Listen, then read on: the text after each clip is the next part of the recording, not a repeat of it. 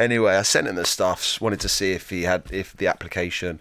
He went away, he learnt the accent, he did loads of prep, he called me up, he's like, I'm ready to thing.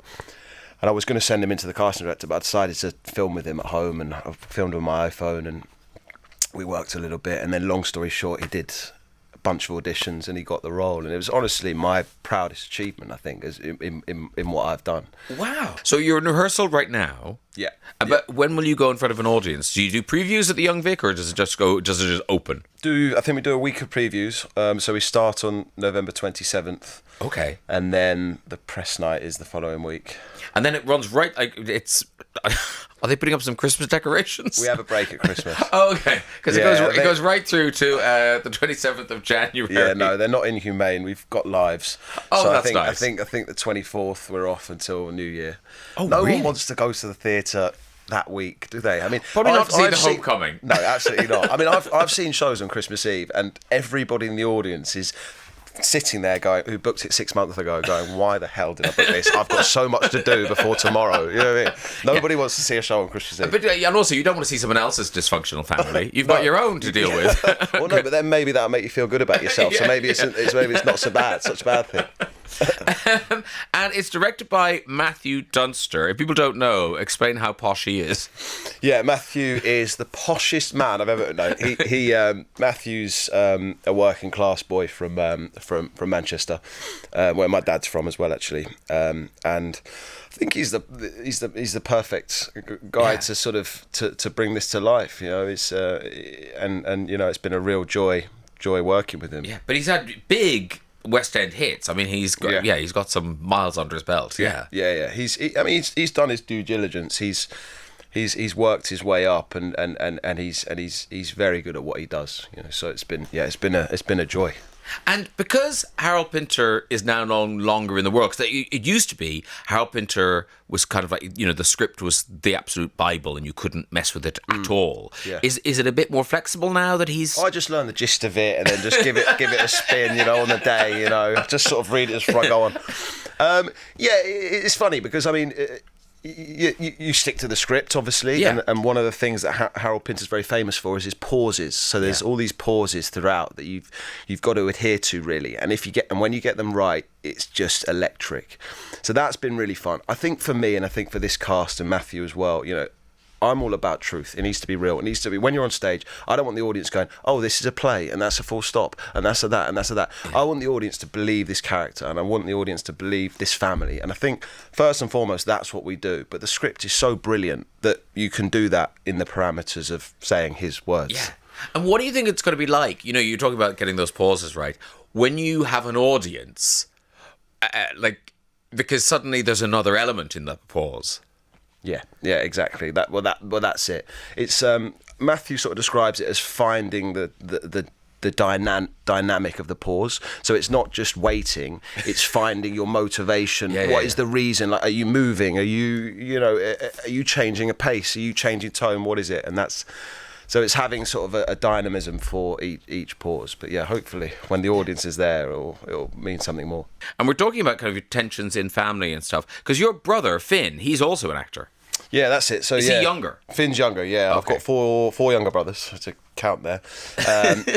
And Finn's one of them. And is he the only one that's decided... He's the only one who's acting, yeah. So I was doing Peaky Blinders, and they were doing open casting for season 2 to play a cousin, a cousin of ours. Big part, sort of one of the new lead roles, and they were casting out of Birmingham and all of that. And I was looking at my brother at Christmas, and I was just sort of like, I reckon he could give this a shot. You know, I'd seen him in a couple of very ropey school plays, but I was like, maybe if I sort of worked with him a bit. And anyway, I sent him the stuff, wanted to see if the application. He went away, he learnt the accent, he did loads of prep. He called me up, he's like, I'm ready to thing.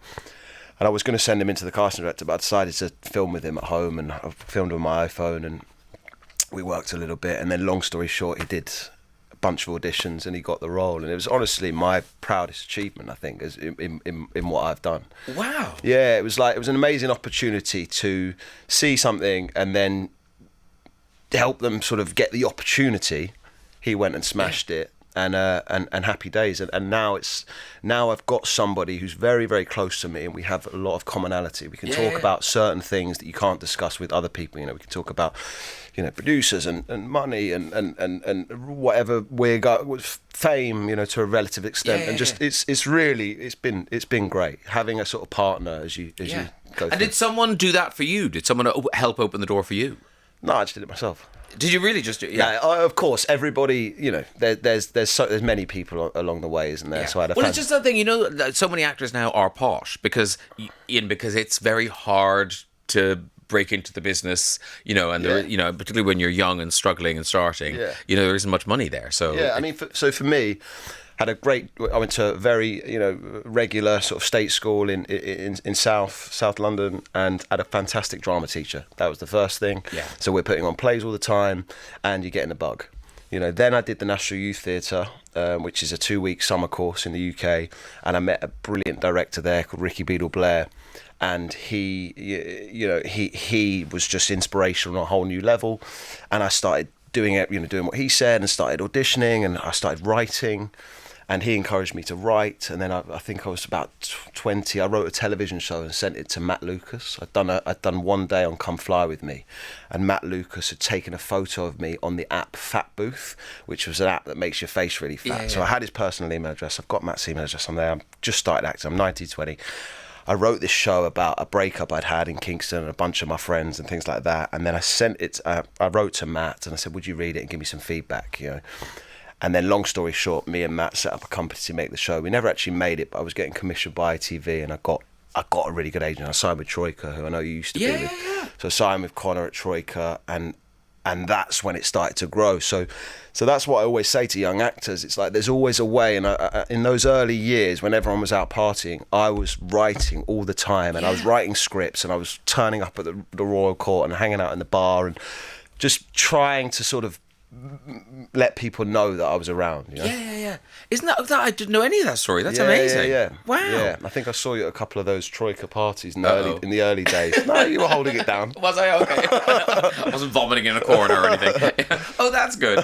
And what was the Young Vic? Did you do some training at the Young Vic? I did a short play at the Young Vic, which was, I think it was only a few nights. So not training, but did a kind of a gala sort of thing at the Young Vic. And now it's come full circle. Here you are, starring in the Homecoming at the Young Vic. The Homecoming, it kicks off on the 27th of November, and you can get tickets at youngvic.org. Joe Cole, what a pleasure. Thank you so much for coming in to see us. And are you back? You've got a day off. No, I'm going to do ADR now for another show. Oh, okay.